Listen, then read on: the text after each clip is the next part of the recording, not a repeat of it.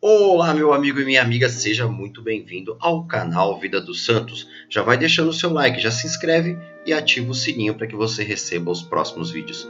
Eu estava fazendo uma pesquisa sobre Santo Alberto e aí me apareceu vários nomes, então por que não falar de todos eles num vídeo só?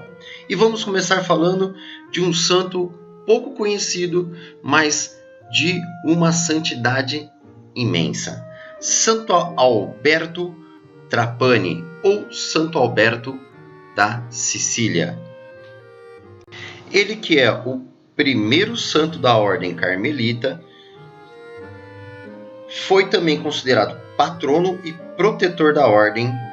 Em 1524, ordenou-se que sua imagem fosse estampada no capítulo geral e o prior geral Nicolau Aldet quis que lhe fosse dedicado um altar em todas as igrejas carmelitas. A sua história que começou já lá com seus pais, porque os seus pais passaram 26 anos sem ter filhos, e a mãe dele fez uma promessa dizendo que se ela tivesse um filho, esse filho seria dedicado ao Senhor, teria vida religiosa, e ele assim o fez, sustentou o compromisso. E mesmo em face dos planos do pai, que preferia vê-lo casado e herdar a fortuna da família. Alberto juntou-se aos carmelitas que já estavam presentes na cidade da Sicília, que foi onde ele nasceu. Foi ordenado sacerdote e foi enviado a Messina. No entanto, vários documentos aí testemunham a sua presença em Trapani. Albert foi lembrado como um homem de oração e como pregador célebre, procurado por toda a Sicília. Ele faleceu em Messina no dia 7 de agosto de 1307. O ano ainda também não é o certo, mas diz que ele foi... que é 7 de agosto, só o ano aí que ainda há uma dúvida. Muitos milagres foram atribuídos ao santo, tanto em sua vida e após a sua morte. Uma característica do ministério de Alberto da Sicília era a cura, ou Alberto Trapani, você vai achar também. Ele restaurou a visão de um rapaz cego que depois se tornou um carmelita. Algumas mulheres foram curadas de abscessos da mama e outros foram curadas de febre. Um judeu com epilepsia foi convertido após a intervenção do santo.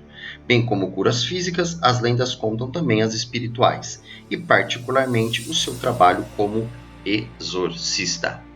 Agora vamos falar de um outro Alberto, esse um pouquinho mais recente, chamado de São Alberto Hurtado.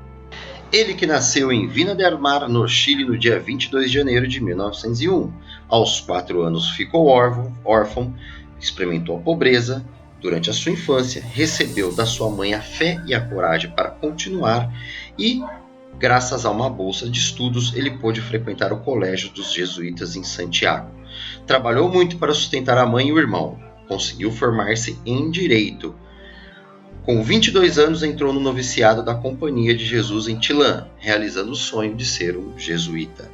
Em 1925, foi mandado para Córdoba para completar os seus estudos. De lá, ele foi para a Bélgica, depois para a Espanha, formou-se em filosofia, teologia, pedagogia e psicologia. Retornou ao Chile no ano de 1936. Distinguiu-se como professor da universidade e guia espiritual da juventude, publicou livros e criou uma obra chamada El Hogar de Cristo, que significa Lar de Cristo. Este El Hogar de Cristo oferecia aos desabrigados um ambiente digno e acolhedor. Veio a falecer de câncer em 18 de agosto de 1952. No dia 23 de outubro de 2005, foi proclamado santo pelo Papa Bento XVI, o santo chileno, Santo Alberto Hurtado. E agora vamos falar de Santo Alberto de Jerusalém, que nasceu também na Itália. Por volta lá do ano de 1149, entrou para os cônegos regulares de Santa Cruz, vindo a ser prior geral da congregação. Foi depois bispo de Bobbio e Vercelli. A sua fama de santo tornava-o querido aos olhos dos papas, imperadores e reis, bispos também e de todo o povo, que o venerava já em vida como santo. Ele tinha o dom de estabelecer a paz entre os desavindos. Tinha algum problema ali perto? Chama o Santo Alberto que ele resolve.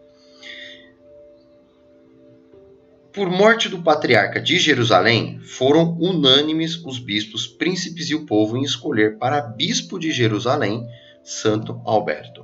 O Papa teve que insistir muito para que ele aceitasse este cargo, que mais do que honra era carga pesada, devido às dificuldades de todas as espécies possíveis que acontece até hoje no Reino de Jerusalém, já acontecia há praticamente 1000 anos atrás.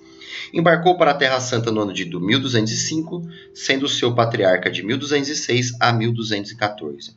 Chegando à Terra Santa, fixou residência na vertente do Monte Carmelo.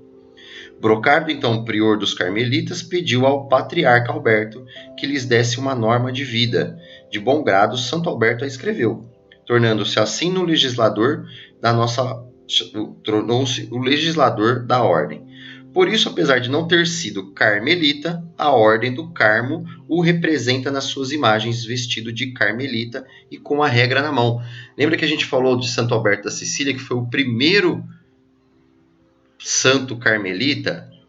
O Santo Alberto de Jerusalém viveu com os carmelitas, mas ele não era carmelita, então ele não é considerado o primeiro santo carmelita, sim Santo Alberto da Sicília. E aí é onde há essas confusões aí, um acha que o Santo Alberto da Sicília é o Santo Alberto de Jerusalém, sendo que na verdade são duas pessoas diferentes. Nas dificuldades que Santo Alberto de Jerusalém teve, ele encontrou consolação e coragem junto dos carmelitas, que eram seus amigos, e que ele sempre foi admirador e sempre os protegeu. A regra que ele criou começa assim: aos amados filhos que moram perto da fonte de Elias, no Monte do Carmo. Quer dizer, são sempre com muito agrado, muito carinho aos carmelitas. No dia 14 de setembro de 1214, presidia em São João de Acre, aos pés do Carmelo, a procissão da exaltação da Santa Cruz. No meio da procissão, ele foi vítima do ódio. Ele foi barbaramente assassinado. O homem que passou a vida amando e fazendo a paz faleceu pelo ódio religioso, algo que acontece até mesmo nos dias de hoje. Para você entender um pouquinho sobre as vidas de Santos Albertos e o porquê que isso muitas vezes acontece, acabam tendo vários nomes. Algumas ordens religiosas pedem para que quando você ingresse na ordem, você escolha o nome de um santo. Se você já tiver o nome de um santo, tudo bem. E não tiver outra pessoa ali dentro que já carrega o seu nome, tudo bem, você pode continuar com o seu nome. Mas sempre há essa regra de escolher o nome de um santo. E aí, quando eles se santificam, acabam confundindo as nossas cabeças aí, nós leigos. Mas o mais importante é que eles estão no céu e estão rogando por nós. Pela intercessão de Santos Albertos, que você tenha um dia abençoado. O canal Vida dos Santos agradece por você ter ficado conosco.